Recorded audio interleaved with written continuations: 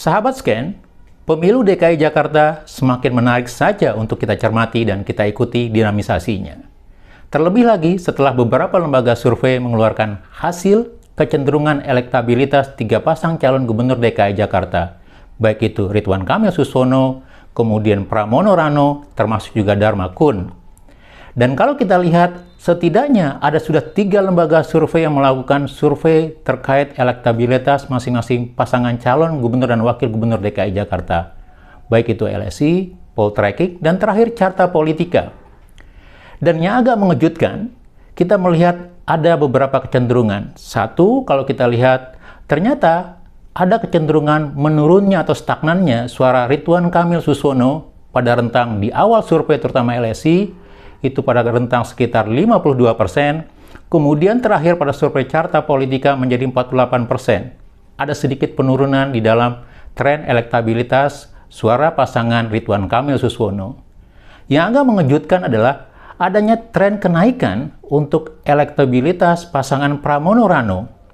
Pasangan Pramono Rano di awal survei, terutama yang dilakukan LSI, itu memiliki elektabilitas 28,4%, kemudian naik pada survei Poltreking menjadi 31,5%, dan terakhir menjadi 36,5% survei Carta Politika. Yang menjadi pertanyaan kita, kenapa pasangan Pramono Rano itu mengalami tren kenaikan suara yang cukup signifikan di dalam Pilgub DKI Jakarta, sementara pasangan Ridwan Kamil Suswono yang banyak diunggulkan dan didukung oleh hampir semua partai politik di dalam Pemilu DKI Jakarta itu mengalami tren penurunan. Pertama, kalau kita ingat, pasangan Ridwan Kamil Suswono yang didukung oleh semua partai politik di DPRD DKI Jakarta minus PDIP, itu mengantongi hampir 86 basis suara dukungan partai politik. Sementara pasangan Pramono Rano yang hanya didukung oleh PDIP itu memiliki basis suara 14%. Tetapi kenapa basis suara Pramono Rano itu bisa menaik signifikan, sementara Ridwan Kamil gitu ya, itu mengatakan akan menargetkan menang tebal di DKI Jakarta. Artinya apa? Ridwan Kamil dan Suswono menargetkan menang satu putaran dengan suara lebih dari 60%. Tetapi dari 3 hasil survei pasca pendaftaran di KPUD, suara pasangan Ridwan Kamil Suswono itu hanya berada pada kisaran antara 50 atau di bawah 50%. Di luar ekspektasi untuk mendapatkan kemungkinan kemenangan besar dalam satu putaran pemilu DKI Jakarta. Dan kalau kita lihat dari kondisi ini, maka kita akan coba kira-kira apa yang menjadi faktor atau penyebab bahwa tingkat elektabilitas pasangan Ridwan Kamil Suswono tidak sebesar basis suara mereka yang 86%, bahkan mengalami kecenderungan penurunan di dalam pemilu DKI Jakarta. Mari kita lihat beberapa alasan yang mungkin menjadi dasar kenapa suara pasangan Ridwan Kamil Suswono itu mengalami stagnasi atau malah turun dari harapan di dalam pemilu DKI Jakarta. Setidaknya ada beberapa alasan yang mungkin bisa menjawab kondisi ini. Pertama, pencalonan Ridwan Kamil dan Suswono tidak terlepas dari kontroversi dan perdebatan publik. Terutama kalau kita ingat bagaimana Anies Baswedan yang pada awal itu diusung oleh PKS, Nasdem, dan PKB, kemudian di tengah jalan ditinggalkan oleh partai PKS, Nasdem, dan PKB karena mereka bergabung dengan Koalisi Indonesia Maju Plus. Dan mereka bersama dengan Koalisi Indonesia Maju atau KIM Plus mengusung Ridwan Kamil dan Suswono. Gitu. Kondisi ini tentu membuat beberapa, terutama pemilih DKI Jakarta yang tadinya sudah meletakkan harapan agar PKS, Nasdem, atau PKB mencalonkan Anies Baswedan sebagai calon gubernur DKI Jakarta, kemudian itu dilupakan saja di tengah jalan.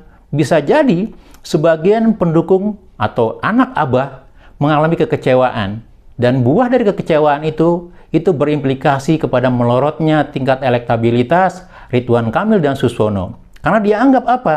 Karena Ridwan Kamil dan Suswono diusung juga oleh PKB, PKS, dan Nasdem yang notabene pernah menjanjikan Anies sebagai calon gubernur DKI Jakarta, tetapi karena pertimbangan politik dan lain hal, itu meninggalkan Anies Baswedan di tengah jalan dan dilupakan begitu saja. Kemudian yang kedua, kalau kita ingat, riuh rendah pasca keputusan MK yang melonggarkan atau menyamakan batasan pencalonan untuk pilkada, baik itu provinsi dan kabupaten kota, disamakan dengan kondisi calon independen, Sehingga untuk DKI Jakarta, di mana pada waktu itu tinggal PDIP yang belum mencalonkan dalam Gubernur DKI Jakarta, kemudian oleh DPR itu coba direvisi dengan melakukan perubahan dalam Undang-Undang Pilkada. Dan kondisi ini banyak mendapatkan tentangan dari masyarakat, dari publik, dari mahasiswa. Demo 2 hari di DPR, kemudian itu menjadi salah satu akumulasi isu dan kesadaran kepada publik bahwa ada persoalan keinginan untuk mempertahankan kekuasaan dengan cara melanggar undang-undang atau melawan aturan yang sudah ada.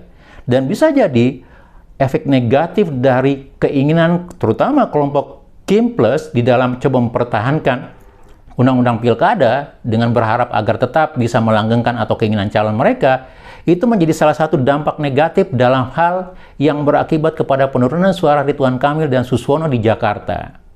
Kemudian juga kalau kita ingat, di dalam beberapa bulan terakhir, kita ingat beberapa hal-hal atau skandal yang menjadi perhatian publik. Skandal yang melibatkan juga koalisi Kim Plus atau keluarga Presiden Jokowi sebagai bagian dari pemilik saham Kim Plus di sana. Kita ingat mulai kasus dari skandal MK, kemudian kasus dugaan gratifikasi Kaisang dengan pesawat jet pribadi, dan terakhir skandal akun Fufu Fafa. Dan dalam kondisi ini juga menjadi salah satu trigger atau pendorong terutama untuk pemilih Jakarta yang jauh lebih melek informasi, jauh lebih rasional untuk melihat bahwa Kim Plus, di mana ada Gibran di sana, ada keluarga Mulyono di sana, itu berakibat kepada penurunan kepada kesukaan mereka pada pasangan Ridwan Kamil dan Suswono di dalam Pilkada DKI Jakarta.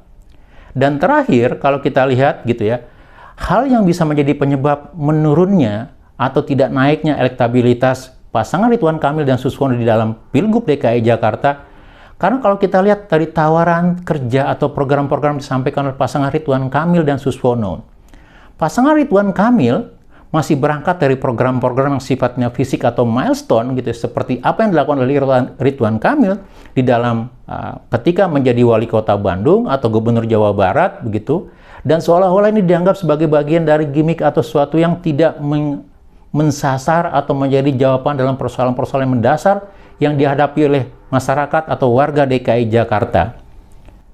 Sehingga kalau kita mau coba simpulkan, dari beberapa hal inilah mungkin menjadi penyebab kenapa dalam survei, 3 survei paling tidak terakhir di dalam Pilgub DKI Jakarta menunjukkan bahwa suara pasangan Ridwan Kamil dan Suswono tidak setinggi apa yang diharapkan. Modal 86% suara dalam dukungan partai politik, tetapi ketika di survei terakhir atau dalam beberapa survei terakhir itu hanya tinggal setengahnya. Dan kalau kita lihat nanti, kira-kira siapa yang akan mendapatkan meraup suara atau kepercayaan publik? Akankah pasangan Ridwan Kamil akan terus mengalami stagnasi atau penurunan dalam tingkat elektabilitas dalam pemilu DKI Jakarta? Atau pasangan Pramono Rano terus akan naik dan memepet begitu ya suara dari Ridwan Kamil dan Suswono, dan bisa jadi mengungguli elektabilitas suara dari pasangan Ridwan Kamil dan Suswono? Akankah nanti pemilu DKI Jakarta berlangsung 2 putaran? Karena sekali lagi DKI Jakarta itu mensyaratkan seorang calon gubernur harus mendapatkan suara 50% plus 1 karena dia merupakan daerah khusus, berbeda dengan pilkada daerah lainnya gitu ya. Ataukah pemilu DKI Jakarta bisa berlangsung 1 putaran? Dan kalau berlangsung dalam 1 putaran, kira-kira siapa akan menjadi pemenangnya? Akankah Ridwan Kamil dan Suswono dalam koalisi Kim Plus yang di awal sekali digembar-gemborkan akan menang tebal dalam 1 putaran? Atau malah berbalik? Ternyata pasangan Pramono Rano yang akan menang di dalam Pilkada DKI Jakarta, dan itu terjadi dalam 1 putaran.